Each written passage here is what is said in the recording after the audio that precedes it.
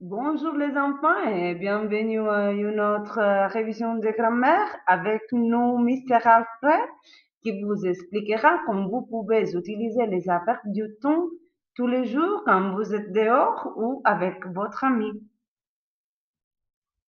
Pour ce qui concerne l'adverbe de temps, nous devons nous rappeler qu'il donne une indication concernant le temps, par exemple la date, la durée, la fréquence d'une action.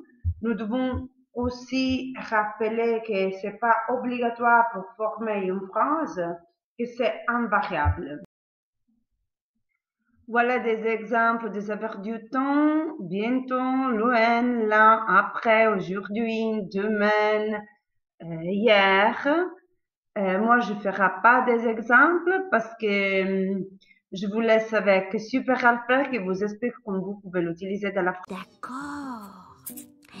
Aujourd'hui, Super Alfred accompagne sa mamie au square. Entre-temps, le poulpox veut engloutir tous les bonbons du confiseur. Mince alors.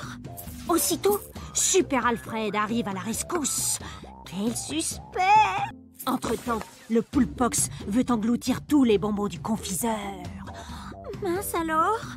Aussitôt, Super Alfred arrive à la rescousse. Quel suspense! Puis, il réexpédie Poulpox sur sa planète. Bravo, Super Alfred, bien joué. Tu vois, Super Alfred, ces mots nous ont bien aidés à comprendre dans quel ordre se sont passées toutes tes actions. Mais oui, ce sont des adverbes de temps. Et comme tous les adverbes, ils sont invariables. Ils s'écrivent toujours de la même façon. Et je peux les déplacer dans la phrase. Par exemple, Super Alfred bat souvent Poulpox aux cartes. Ou bien, souvent, Super Alfred bat Poulpox aux cartes. Ou tout simplement, Super Alfred bat Poulpox aux cartes. Si je fais disparaître souvent, la phrase est toujours correcte.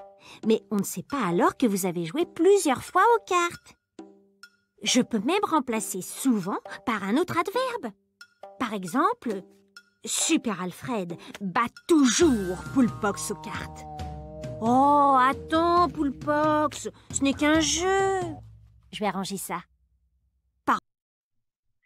Pour aujourd'hui, on a terminé. J'espère que cette révision était très intéressante pour vous.